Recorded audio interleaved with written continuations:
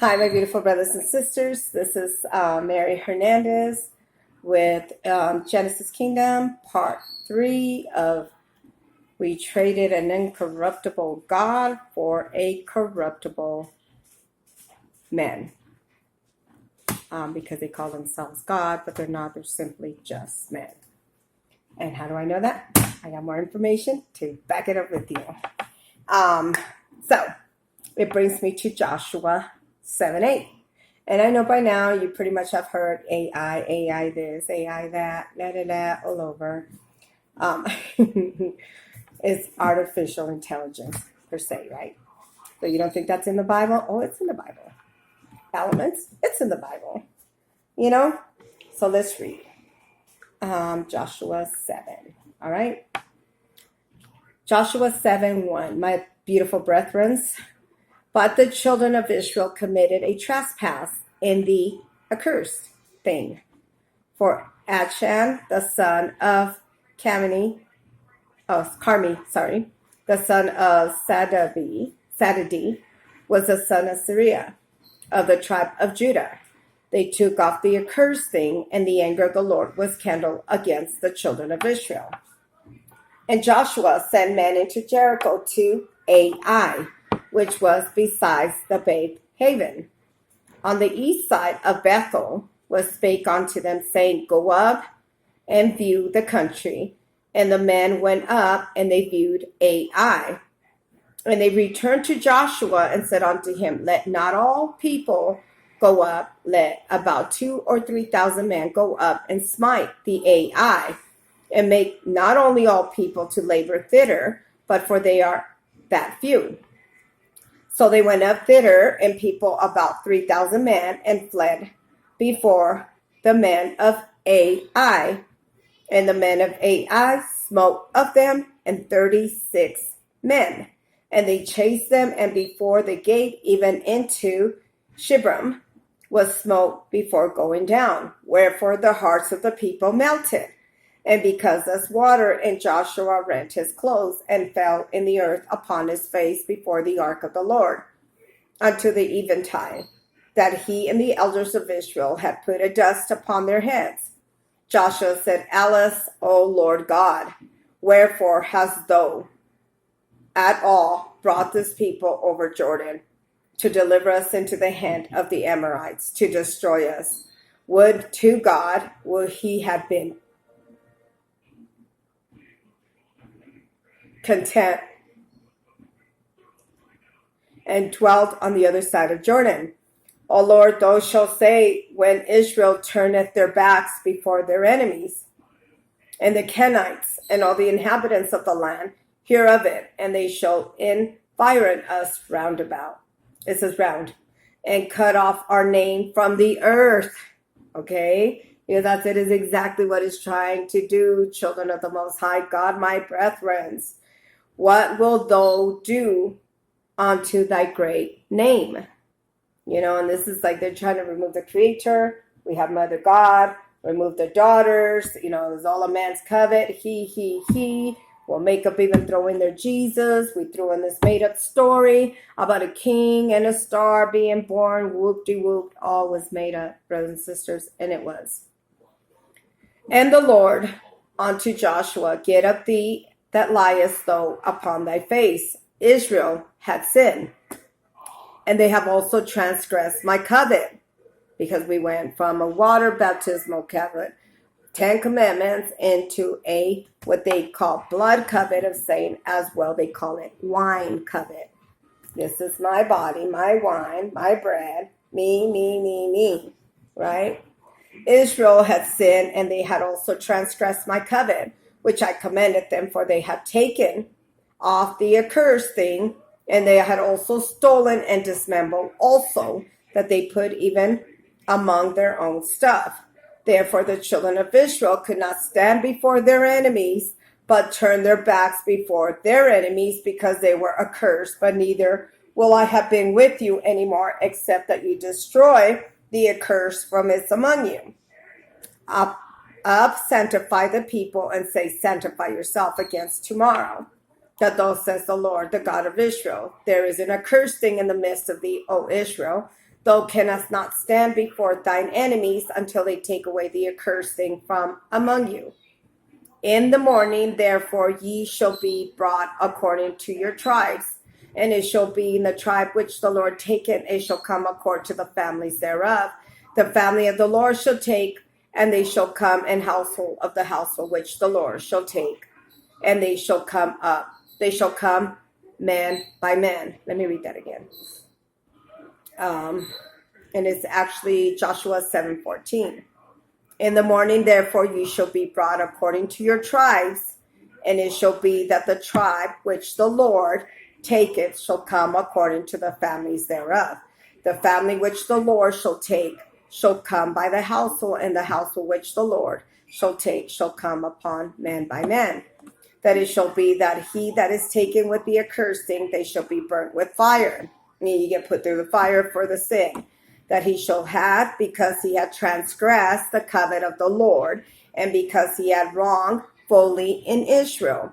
So Joshua rose up early in the morning, brought Israel by their tribes, and the tribe of Judah was taken. They brought the family of Judah, and they took the family of the Sinites.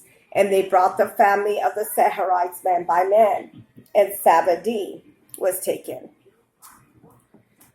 And he brought the household man by man, and Achan, the son of Carmi, was the son of Sabadi, the son of Syria, which was the tribe of Judah, was taken. Joshua said unto Achan, my son, give, I pray thee, glory of the Lord, the God of Israel, and make confession unto him, and tell him now that thou hast done, and hide it not from me. And Achan answered Joshua, and indeed I said, I have sinned against the Lord, the God of Israel. Thou sayest that what have I done? When I saw among the spoils of goodly Babelish garment, and 200 shekels of silver, the wedge of gold, 50 shekels, by the way, 50. Wait then, sorry, did I say that loud? 50 shekels of weight. Sorry, Lord, forgive me. Please, please, please. I took them, and behold, they are hid from the earth in the midst of my tent, and the silver under it. So Joshua sent a messenger, and ran into the tent, and behold, it was hid in his tent, and the silver was under it. He took them out in the midst of the tent, and brought them into Joshua, and unto the children of Israel. They laid out their Lord, and Joshua took Israel. And this is kind of like where we started. This is where kind of like the curse for us worshiping man, that we trade him. We went from water covet to man covet, right? Joshua, or AI, and I'll explain what AI is in there. And I'm pretty sure there's more to it than just saying, hey, the AIs is where the old ancient kings that started from Noah. And it's in the Bible. And it also tells you that. Joshua and all of Israel took him and Achan, and the son of Syria, and the silver garment, and the wedge of gold, and his sons, and the daughters, and the oxen, and his asses, his sheep, his tents, and all that they had, brought them into the valley of Asher. Joshua said, Thou hast troubled us, the Lord shall trouble thee in the day. And all of Israel stoned him with stones, and they burned them with fire, and they were stoned with stones. They raised over him with great heap of stones in that day. So the Lord turned from fierce of his anger, whereby in the named place was called the Valley of Asher until this day. So now I come to Joshua 8. And there's more about the AIs through all Joshua on, but I'm going to read this last one and then go in deep. The Lord said unto Joshua, Fear not, neither be dismayed. Take the people of war with thee, arise and go up into Ai. See that I have given him into the kings of Ai, and the people of the city and his land.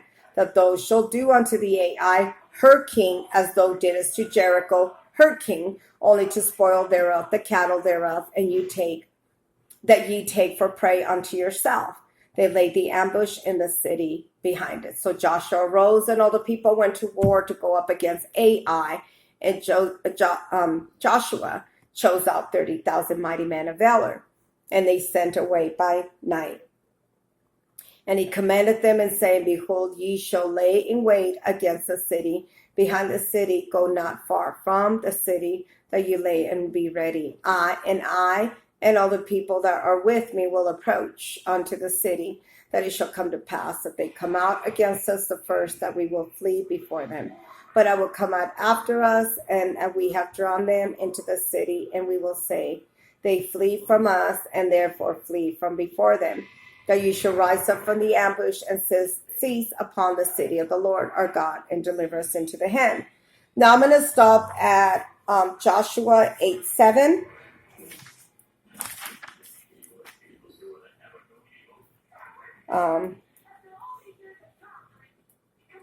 And I'm going to go a little bit over AI, right? So, and what did it say when you go into a town and if you read the Bible, and I'm pretty sure by now you know that you're no longer babies, you guys are full grown. And if somebody goes over a story, say, hey, yeah, I remember that,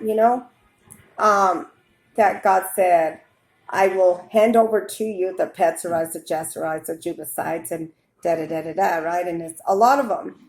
But it said, I'm going to leave some as a thorn in there to keep you on your toes, to remind you that we're in a tow. That's the whole reason of a vision that we ride. So our vision and promises of the Maker, they don't die in the wilderness on the way to the promised land, right? And if she tells you that, these are who the AIs are. The Petzerites, the Jebusites, the Petzerites, and there are in there, right? How do I know that? Let me see. AI. I went Bible meaning, right? It says AI is an ancient Canaanites, town destroyed by the Israelites under the leader of Joshua. Biblical reference agrees locating AI Hebrew, the rune, that's what it's called. It says, in the east of Bethel, modern Beitan, west of the bank. And you got to remember, a lot of this from the very beginning has been territories of the children of the Most High God. From the very beginning of Genesis all the way. But we got some men that became full of themselves, many of them lovers of themselves and of money, and went on and they made themselves God, pushed the Creator out, and even the daughters, the wives, they were killing the husbands and sending out the men. Now, it says the AI agent is the agent city, Canaan. It says that Christianity says about AI. The Christian says artificial intelligence.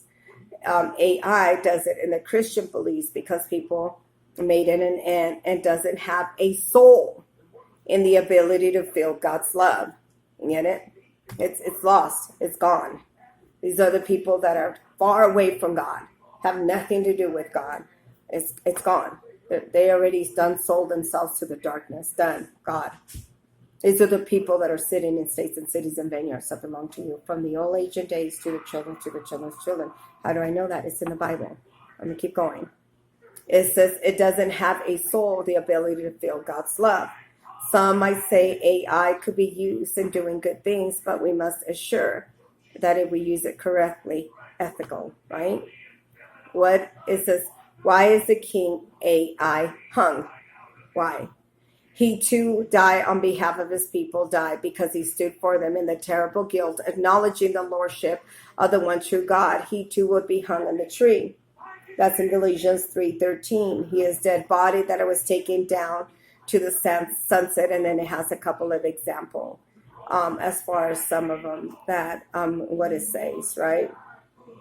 So then it goes on. The AI was 31 rulers defeated in battle by Israel. So they could not, and this is exactly what it says, and I'm going to copy paste in my description. Joshua 7:8, definition of AI in Bible. The king of the AI was one of 31 rulers defeated in battle by Israel, so they couldn't take ye of their inheritance in Canaan. This is what we're fighting at. This is what you're allowing by you continue to worship in the darkness. So as we go in, she's given us, the victory. And she does it. She sends a man in. What did it say? Joshua was going in the mighty man of Valor. He's a God that walks before us. So these are people that really did go in there in battle. Those are the kings and queens that really died on that cross for you, for us, preaching the Bible or going in there taking territory. This is what does it. She gives us the victory, right? And they're battling for something that's not theirs, and you're allowing it when you're bowing down to the beast system, man, right? The king Ai, and I read it, defeated the battle by Israel so they could take Y of their inheritance, so that we could take it back in the Canaan of Joshua. Canaan descendants are according to the Hebrew in Bible, included the Sidonians, Hittites, children of Heth.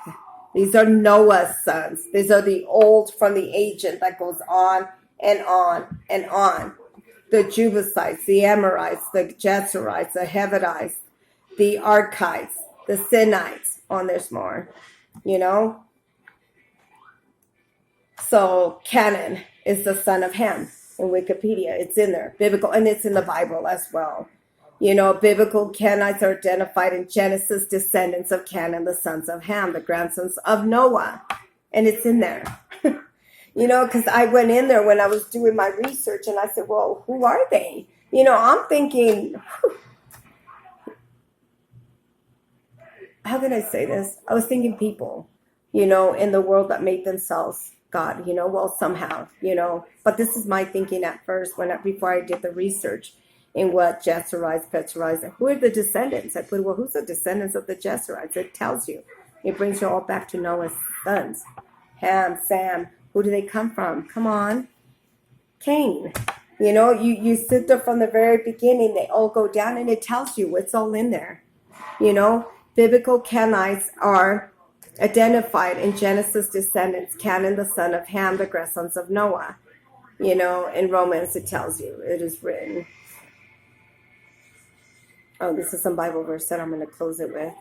You know, and you could go into Genesis and it tells you, and you could do it. Do the descendants of the Jebusites, the descendants of the Amorites, the Jebusites. It all brings you back to Noah's. And the Canaans are king. The Canaans, you know, it all starts from there and it's all in the Bible. This is what I want to preach to you as far as uncorruptible God to corruptible men. You know, men that make themselves God that are saying, worship me. You have to bow down to me. You have to do this. I am the creator. It's my father. It's my... No. It's man. That's what they do. That's what they want to do to push the women out. And then they said, well, we're going to bring it back to life. Jesus, a story that never happened. You know, so you could fall into the trickery of the deceivers. Men that want to continue playing God and push the daughters out. Do we have a king? Absolutely.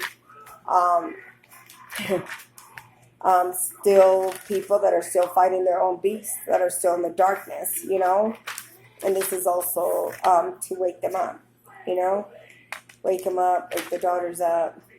You know, all of us, we need an awakening, you know. It's just, you know, which side you're going to be on, you know. And all this is in there as I do study, you know, and it's like, wow. Let me get back in there so I can finish Joshua. So back to Joshua 8:8. And it shall be that ye have taken the city, and ye shall set for the fire according to the commandments of the Lord. Shall ye do, see that I command you. Joshua therefore sent forth, and they went in and lie in ambush, and abode of Bethel. And the Ai of the west side of the Ai of Joshua lodged the night among the people, and Joshua rose up early in the morning and numbered the people, and they went up to the elders of Israel before the people to Ai. The people, even the people of war that were with him, they went out and they drew nigh. They came in and they pitched the north side of the Ai, and now was the valley that went between them and the Ai. He took the 5,000 men. They set to lie the ambush between Bethel and Ai and the west side city. When they sat, and the people, even all the host of the north and the city of their liars, in wait in the west city. Joshua went in the night in the midst of the valley, and it came to pass that the king of the Ai saw it, and hasted and rose up early in the morning, and the men of the city went out against Israel to battle. What did it say? It came to pass, and this is Joshua 8:14. It came to pass when the king of Ai saw it, and they hastened it and rose up early, and the men of the city went out against Israel to battle and all his people at the time appointed before the plain, but he wist not, and they were liars in ambush, and behold in the city. Joshua and Israel made as if they were beaten before them. They fled by the way of the wilderness, and all the people that were in Ai were called together to pursue after them. They pursued after Joshua and drawn into the city. And there was not a man left in Ai or Bethel that went not after Israel. They left the city open, pursued after Israel. The Lord said to Joshua, stretch out the spear, and it is thy hand towards the Ai, and I will give them into thine hand. Joshua stretched out the spear, and he had the hand towards the city, and the ambush arose quickly out of their place, and they ran out as soon as he had stretched out the hand, entered the city, took it, hazed the city on fire. And when the men of Ai looked behind them, they saw it, and behold, they smote the city, ascended up into heaven, and they had no power to flee the way, but the way of the people. They fled in the wilderness and turned back upon the pursuers. And Joshua and all Israel saw the ambush that had taken the city.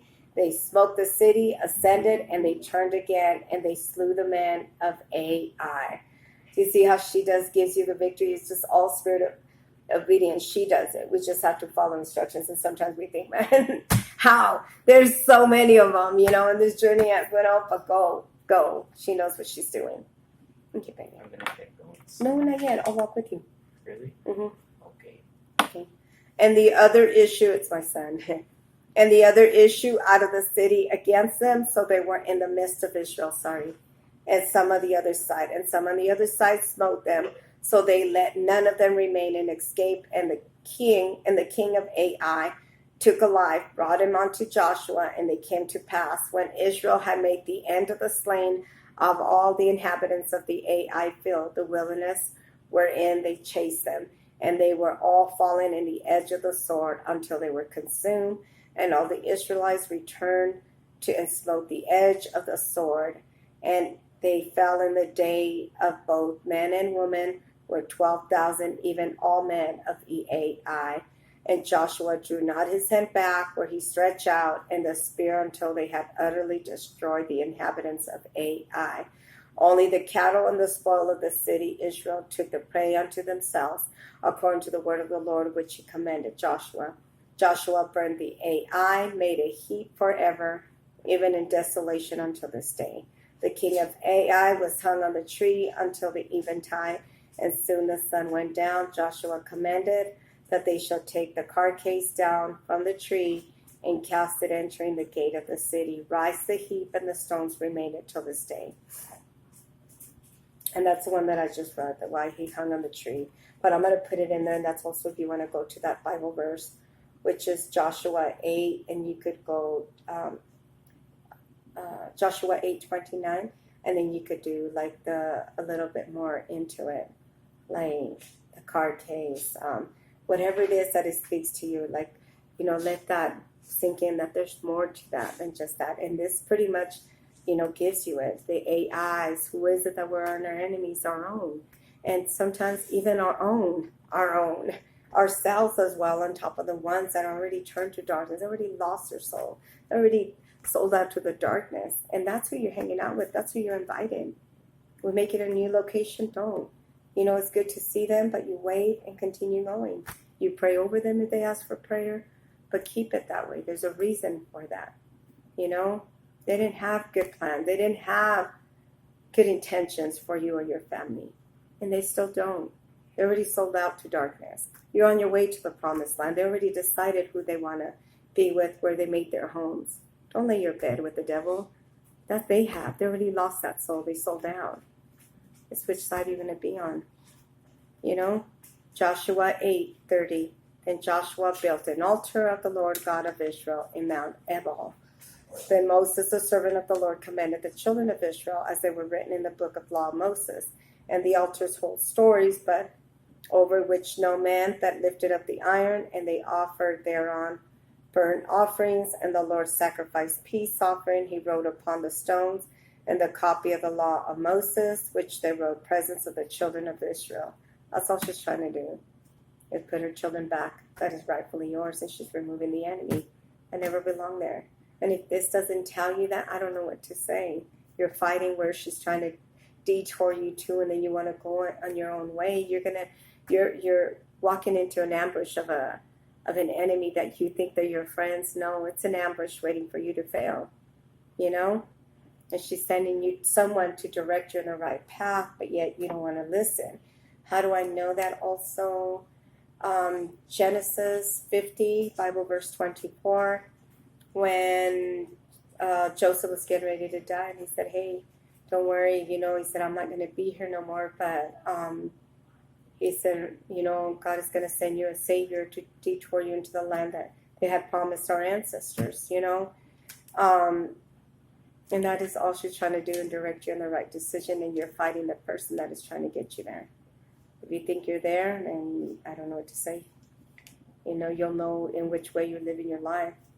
Following the 10 Commandments, water, covet, or if you're still seeking the things of the world, then you still haven't. Joshua 8:33, and all of Israel and the elders of the officers and the judges stood on the side of the ark and on the side before the priests, the Hivites, that bear the ark of the covenant, and the Lord, as well as strangers that were born among them, that were against in Mount Gerizim, and half of them were over against Mount Ebal. But Moses, the servant of the Lord, commanded before that blessed are the people of Israel. Afterwards he read the words of the law and the blessings and cursings according to all that was written in the book of law. And it says, and there was not a word of all that Moses commanded, which Joshua read, not before the congregation of Israel, with the woman and the little ones and the strangers that were conversations among them. She's trying to get all 144,000 daughters, and as well as the sons, because the sons were still in darkness. They were still serving darkness, still going other way, and we all were. So we could pretty much be like, man, but, we weren't, also we were making poor decisions, bad choices. And this is really just for you to do an awakening, and bring you back. So I'm going to go over you again in what enigma means. English mystery means a puzzle that is difficult to solve, but a Greek that it means a secret that is impossible to penetrate. So is the word of God. So if you don't do more study into it, and you do enigma, my Bible meaning. And I told you I was watching the Da Vinci Code that gave me the revelation about the Sangreal, that it's the royalty bloodline that comes from our Creator and Mary Magdalena and the children, the daughters, that it's a woman's covenant. And the Da Vinci Code gives you that. It's unreal. It's in the Bible, all of it. The Priory sons are in there. The Templars' knights. All of it is in the Bible, and it just pieces it together. But of course, they got to add a little bit of their story, in there. But the rest it's backed up in Bible verses. It's in there, and that's why they try to keep it. So you don't know that it's always been a woman's covenant and not a man's covenant. So analogy in Christianity. Analogy are used to either hide or cloud the meaning from the outsiders, or something that made them clear so that God's people understand either way. Here in Exodus 4:21, 23, and I've used that as an example. How they put, Israel's my firstborn, let my son go. And we all know, I read to you in Amos 5 that Israel was a daughter, a virgin daughter of Israel, though has fallen, no one to lift her up. And that's a twist. Do you get what I'm saying? Analogy in Christianity of doctrines of analogy of religious belief between the creature and the creator. No similarity, but it could be found great, that it be in dissimilarity, and always greater than analogy between God and humans, but also inadequate analogy. And that is just for you to go over some things that will be able to help you out. Still detouring you to get you to get to the truth, just like I did, So, the north wind is the wind of the satisfaction. The south wind overthrows the man. It hurts the east wind. It is wind, and it brings the rain. And the west wind is mightier than the men that are living there. Boom. just like it did right there in Joshua 8. And that is what it's doing. And they're removing what? The women were with